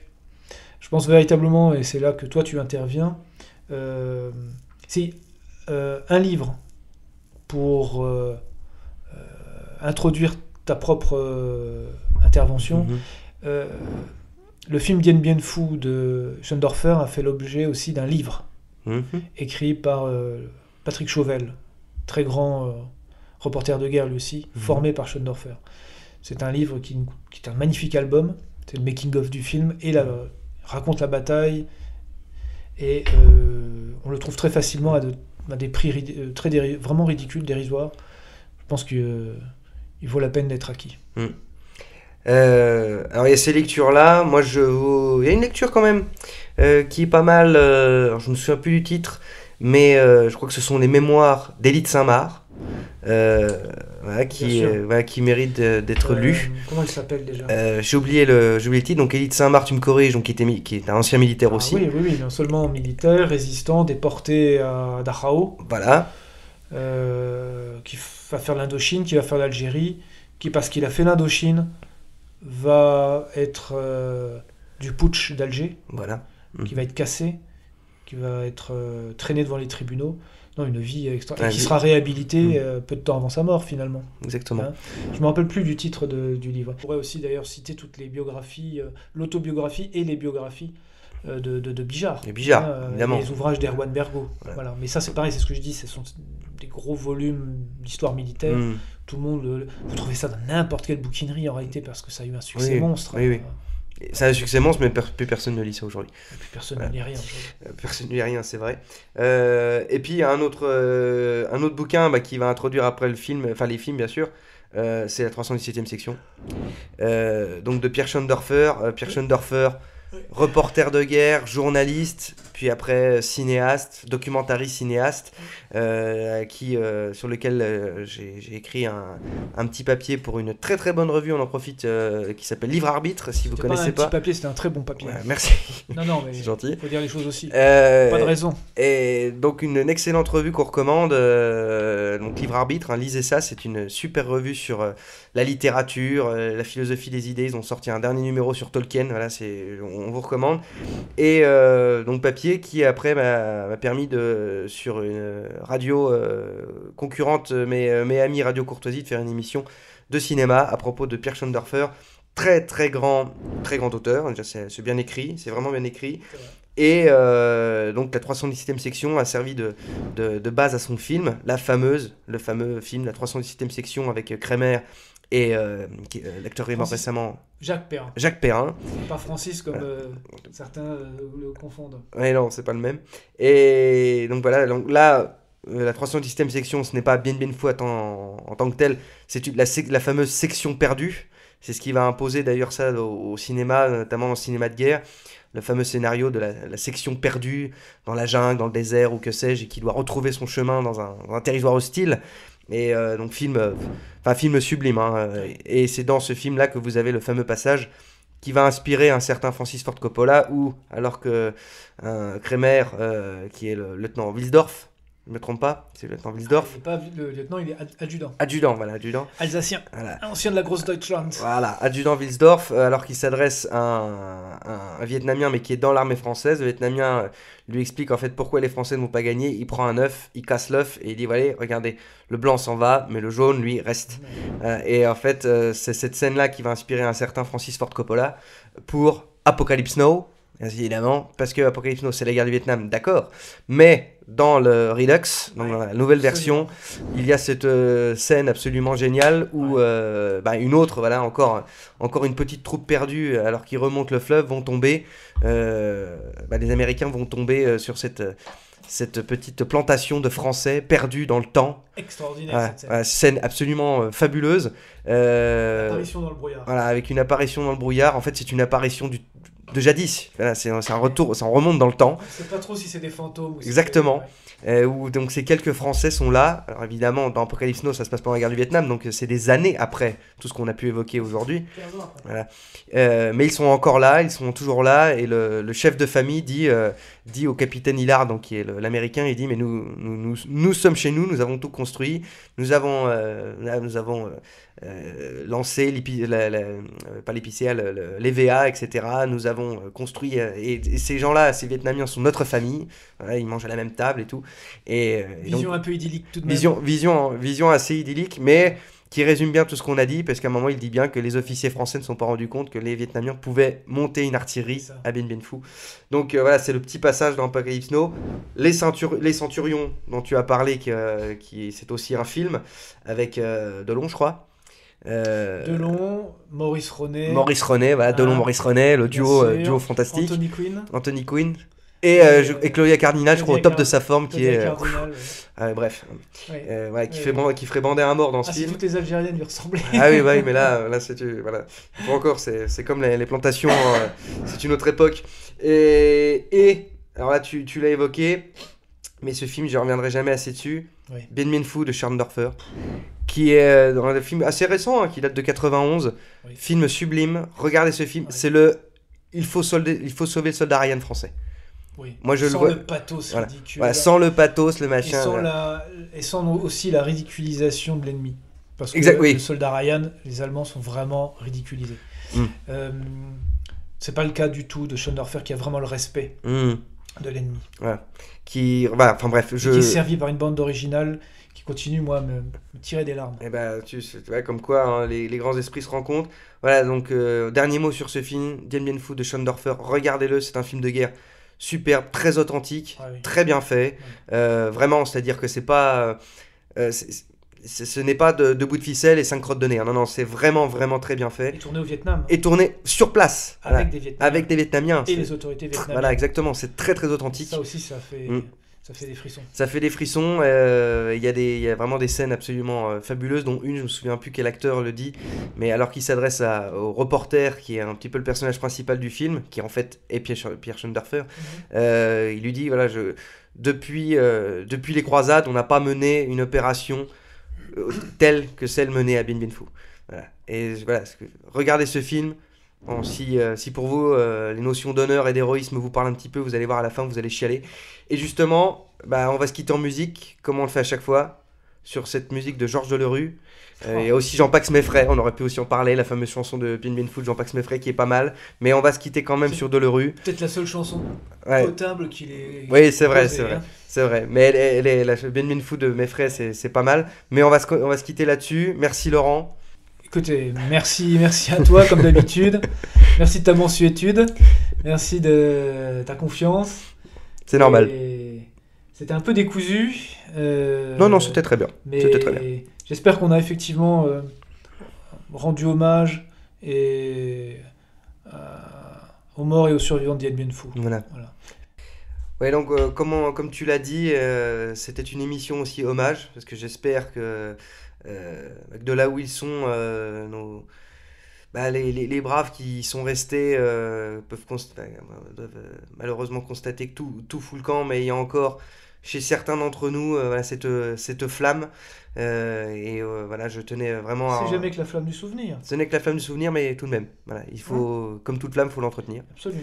Et donc voilà, comme je l'ai dit en début d'émission, c'est une émission particulière parce que de là où il est, je salue mon grand-père Louis, qui s'est pris un shrapnel à Bien Bien Phu. Et donc on se quitte là-dessus, chers auditeurs. Je pense que ça mérite le pouce, ça mérite les commentaires, les partages, tout ce qu'il faut. La vie commence toujours demain. On se quitte sur cette superbe musique, le concerto de l'adieu de Delerue. Cher Laurent, haut les cœurs. Haut les cœurs.